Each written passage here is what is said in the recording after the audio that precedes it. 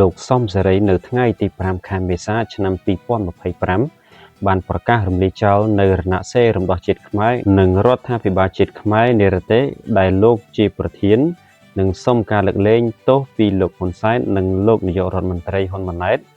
ការប្រកាសរំលាយចោលចលនាប្រឆាំងនៅក្រៅប្រទេសនេះត្រូវបានលោកសំសេរីអះអាងថាការធ្វើឡើងនេះក្នុងនាមស្មារតីរួបរวมសាមគ្គីការពារសន្តិភាពកាលពីឆ្នាំ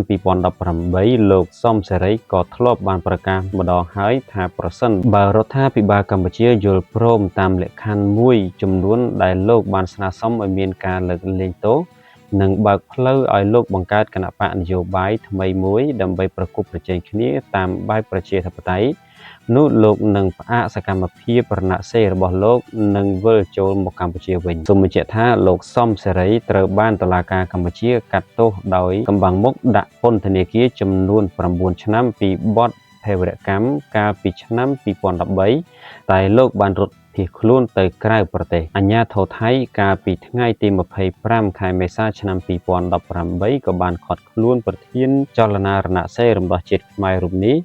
ក្រោយពីប្រមុខរដ្ឋាភិបាលកម្ពុជាបានចោទប្រកាន់លោកសំសេរីថាមានបំណងដាក់គ្រាប់បែកផ្ទុះនៅម្ដុំវត្តភ្នំនិងក្នុងខេត្តសៀមរាបកាលពីអំឡុងពេលប្រារព្ធពិធីចូលឆ្នាំខ្មែរឆ្នាំ2018លោកប៉ាងសុខឿនសកម្មជនគណបកប្រឆាំងនៅក្រៅប្រទេសបានបរិហារថាលោកសំសេរីមិនមែនឈ្មោះពិតទេឈ្មោះពិតរបស់បុគ្គលរូបនេះគឺយឿនជាការដែលប្រើឈ្មោះសំសេរីគឺដើម្បីស្រដៀងទៅនឹងឈ្មោះសំសេរីដែលជាឪពុករបស់លោកសំរងស៊ីដើម្បីអូសទាញគាំទ្រលោកប៉ាងសុខឿនអះអាងថា